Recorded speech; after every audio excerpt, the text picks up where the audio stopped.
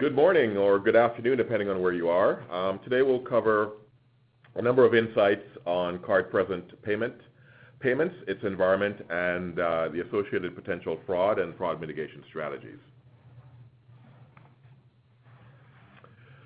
I'm going to give you a little bit of an overview of the card-present landscape from Moneris' perspective. Should note that merchants continue to make the shift to omni-channel processing, which allows merchants to give customers more buying options, both in-store and in e-commerce channels.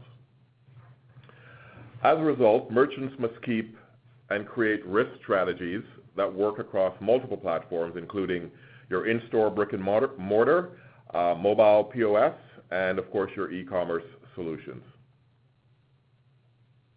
Moneris enables less friction for merchants and customers with developer platforms, contactless payment solutions, and of course we have fraud management solutions, which we'll talk about shortly. A couple of fun facts for you. Over the last year, as we look at year-over-year figures for Moneris, we've seen actually 121% increase in contactless payment volume, a 4.2% increase in our total payment volume, and interestingly enough, a 13.4% increase in foreign volume, with most of that coming from the U.S. cardholder base. As well, you should note that Visa, MasterCard, Interac, and PCI continue to make changes to help to secure the payment ecosystem, and these changes include enhancement in security to contactless payment processes, to mobile payment solutions like Apple Pay, and of course stronger security that's built into POS pin pads that have been defined by the PCI organization. We'll look a little bit at fraud shift. It may be obvious to a number of us in this environment. Payments have been around for quite a while, but as we would have noticed in the shift from magstripe transactions to EMV, a lot of the fraud actually has shifted from card present to the e-commerce environment. We saw that trend happening in Asia and Europe as they migrated to EMV in those regions before Canada did, and the trending continues to be the same.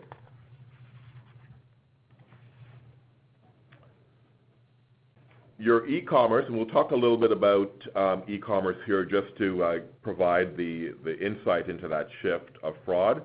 As was previously noted, there will be additional information in a webinar that we'll present later on card not present, and we'll talk about that further. But just to provide some insight on that, your e-commerce solutions can be better protected with tools like Verified by Visa, MasterCard Secure, and other tools including Moneris' Count, which you'll probably get more information on later on in that next webinar on card not present fraud. Merchants should also make sure that consumers have clarity and comfort during their payment experience on their websites. And one of the key points is as you're going through that payment solution, you should be able to enable secure socket layers or SSL as part of your payment engine. And those are the couple of things that I'll cover off from an e-commerce perspective. For now, as I said, more details to follow in the webinar on card not present fraud. We'll get a little bit now into counterfeit fraud. Counterfeit fraud occurs when the fraudsters or the crooks manage to make copies of legitimate debit or credit cards by copying or skimming the data from the card's magnetic stripe. Fraudsters try to use these magnetic stripe cards or the technology therein to steal goods, services, and money where they can. So we should be more alert when these cards are being used, i.e. we need to make sure that the information on the card is clear and straightforward, aligned. The 4 printed numbers on the card, you'll see that matches the first 4 digits of the card number. And of course, it should always validate the signature panel and the signature which is on the back of a magnetic stripe card.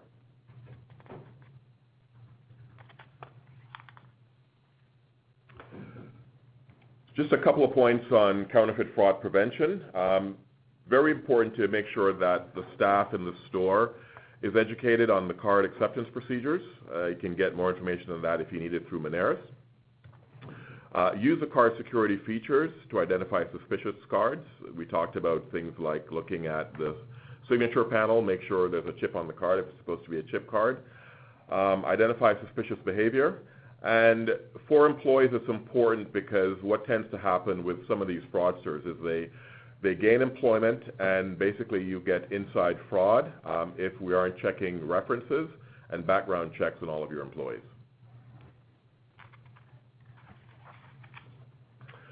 A specific type of fraud that, and we'll talk a little bit more about this in detail, is skimming.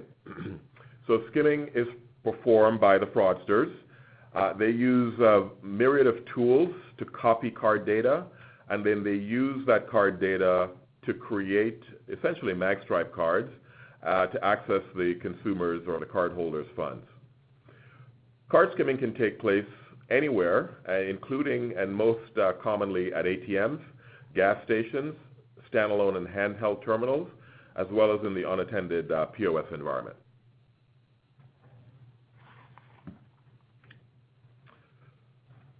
Couple of points on skimming prevention, and what I'll do here is we've received a number of questions that came in and a number of incidents that have been raised over the last couple of weeks, and I'll talk a little bit about that skimming in that context by referring to some questions and providing some answers.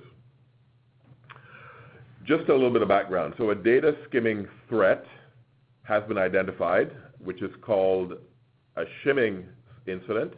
And basically what happens is there's a thin thin tool that's actually placed inside the card reader. This allows the crooks to actually steal data, which is exchanged between the actual chip card and the terminal. These shimmers, another skimming tactic, has been in the news lately. The mode of fraud that's used here has been around for a few years. What's happening now, though, is that the crooks have been able to enhance their solution, and they've basically created smaller and essentially harder to detect solutions in their business. And I want to reiterate that I think it's important to understand that the fraudsters actually are business folks. They're in this to make money, and they're going to go after the lowest hanging fruit. So it's important to recognize that they're going to take what they can as easily as they are able to do so. Fraudsters capture data to create traditional magstripe cards and attempt fraudulent transactions on typically non-compliant chip and pin terminals, bank machines, and they do manual entry transactions where it's allowed. It may also be possible for the data to be used for e-commerce fraud on websites that do not use card validation checks like address verification and CVV2. So keep that in mind as you look at your e-commerce solutions. These shimmers and any other skimming situation require terminals that should be properly secured, and in order to avoid the challenges, we need to make sure that terminals are properly secured, and if possible, you should not leave them unattended for extended periods of time. Fraudsters may use distractions and misdirection for employees to take advantage of an isolated location to tamper with these terminals. We recommend very strongly that regular inspections should be completed on terminals that are frequently left unattended to ensure that they haven't been tampered with, and if there's any sign of tampering, you should immediately stop using the terminal, contact Moneris, and report the situation to your local authorities.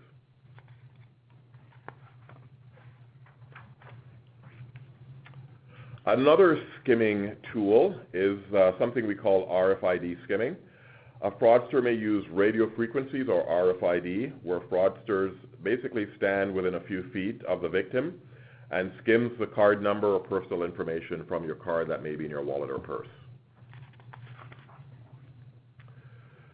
There are card shields, which is essentially a sleeve that can go over the card that are available that can prevent this type of skimming.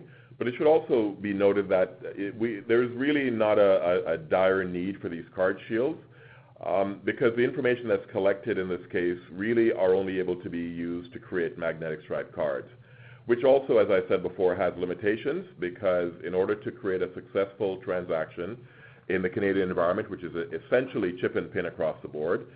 There's limited ability for the card issuer to actually accept these transactions, noting that the card that was issued was a chip card, and the card being used for the transaction is actually a magstripe card. So there are actually mitigating strategies at the issuer side to prevent the use of these magnetic stripe cards that were created by the fraudsters. I'm going to switch gears a little bit and talk about a different type of fraud, return fraud. So what tends to happen in your store environment, typically brick and mortar, is we have some traditional return fraud where people are stealing goods or using forgery on certain types of documents to actually gain access to your goods and services, your goods essentially. There's also return abuse, where people purchase merchandise without intending to keep it and take you to the cleaners, so to speak, in that way. Common types of this fraud include shoplifting and then returning the merchandise that was not actually purchased. And then there's receipt fraud, where people essentially use invalid receipts in order to get money back for stuff that they really didn't purchase.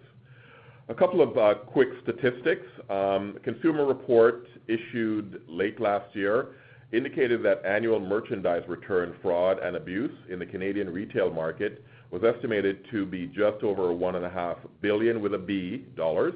There's a lot of fraud going on in that particular space. And PricewaterhouseCoopers did a survey and found that there was about a 74% increase in internal and employee theft between 2008 and 2012. So there's a big deal there.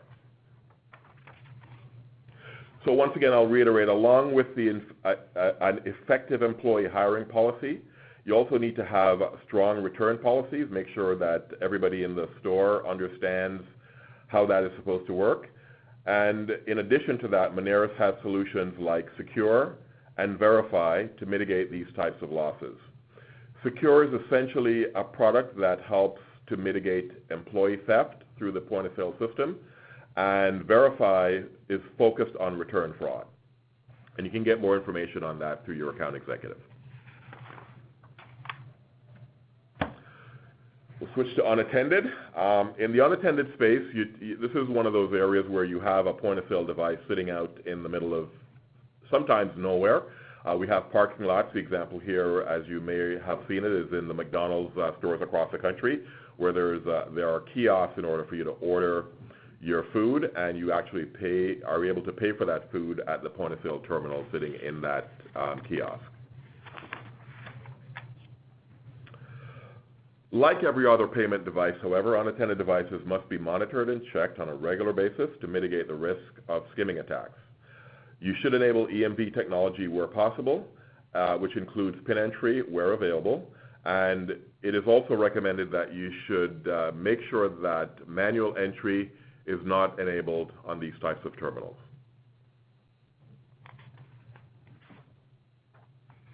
We'll talk a little bit now about the cost of fraud.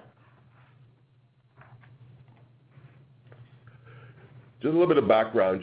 It should be noted that there is no way to eliminate card-present fraud completely. I think, as I indicated, the fraudsters take this activity as a business, and they're always innovating in order to find better ways to get their money. And so there's always going to be an area where they may be ahead of the industry in doing what they do best, which is getting our money without legitimate means. Each payment method and channel requires a unique risk-fighting strategy, as we talked about some of the unattended space, some of the e-commerce challenges, and some of the card-present challenges that we need to sort of think of things a little bit differently as we move from scenario to scenario.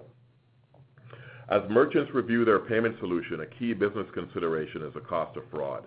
These costs include the fraud tools, and you may need specific tools in your particular environment, whether they be e-commerce or card present, some of the tools that we mentioned before that Moneris provides. there's a cost of chargebacks. For each of these chargebacks that go through where the merchant isn't able to mitigate the chargeback request, that's a cost, and just even the cost of going through the process is a cost to you in terms of time and effort. One of the big impacts that you should keep in mind is reputational risk. In certain situations, if you've got a store or a grouping or franchise locations where there's a perception that your stores are getting hit more than other stores, that creates a risk for consumers to really stop shopping there because of that risk. And of course, at the end of the day, what you're losing is the loss of sales revenue and the merchandise that's associated with what the fraudsters are doing.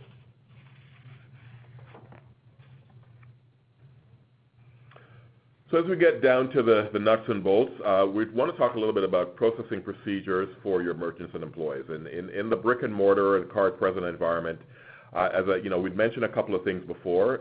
In each of these transactions, particularly where a magnetic stripe card is presented, you want to check to make sure that the card is actually something that looks legitimate. And things like the embossing on the card, valid expiry date, and the signature panel and the signature on the back of the card are things that should be checked. Where the card does not have a chip, you want to make sure that there's no attempt to actually insert that card into the reader. You want to ensure that the signature is captured in the cases where the receipt actually indicates that that needs to be done. There are going to be scenarios where even with a chip card that's inserted, depending on where the card was issued, different countries have different requirements. You may require a signature on a receipt, even if it's a chip card. So you want to just pay attention to what the receipt is indicating. Where it is possible, disable manual entry transactions or the ability to do so, because that creates a window for the crooks. And for more details, we have information on our website at www.moneris.com/fraud. So have a look at that and you can get some more insights there.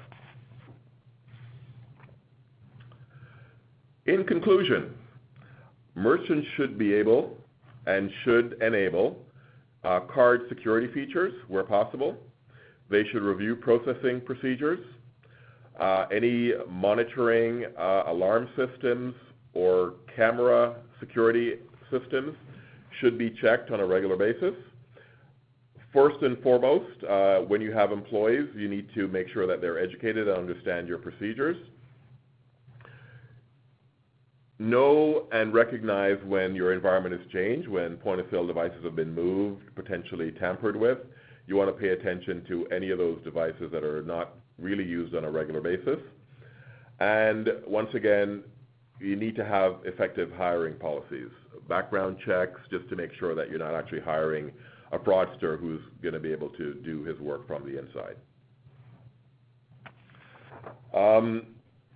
As I said, just as a follow-up, there is going to be a Card Not Present webinar scheduled for March, and registration should be available soon.